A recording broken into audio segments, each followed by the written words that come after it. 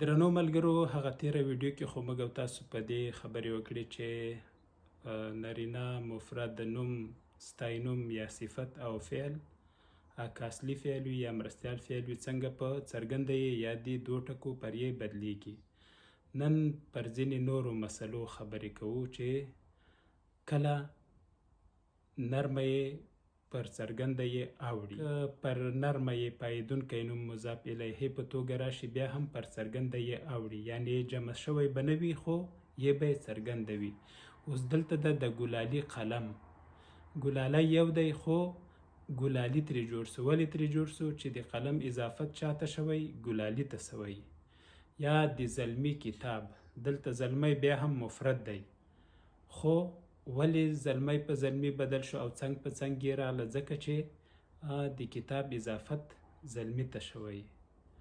او بل دا ده چې تیر محال کې هم نرمه یې پر څرګنده یې اوړي. دا جمله د ګلالی قلم راکوي اوس وخت کې سوه، اوس ګلالی دی. خو که خبره د تیر محال وي بیا څنګه وایي؟ ګلالي قلم راکړ، یعنی اوس محال کې ګلالی راځي خو تیر محال کې بیا څه شو؟ ګلالي شو.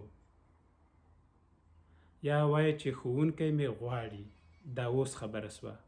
او که د پخوا خبره وي ښوونکي غوښتی وم، د دویمه جمله کې ښوونکي دی او اوله کې ښوونکی دی، همغه یو مفرد نوم دی خو هلته په نرمه یې و او دلته په څرګنده یې راغلی.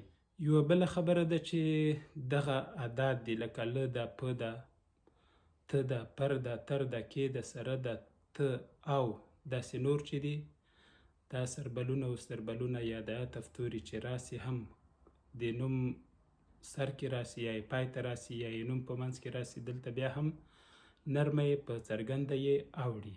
لکه له بابري سره مې کار دی، دلته بابری مفرد دی خو له چې مخکې راغلی دی نو بابری په بابري بدل سوی.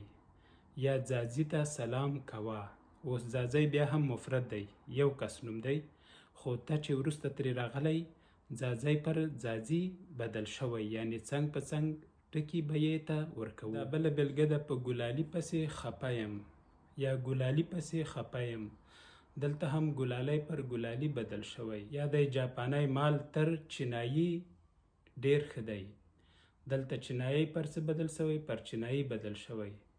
یا مثلا په ژمي کې مې زړه تنګ وي، دلته ژمی پر څه بدل شوی؟ په ژمي بدل شوی.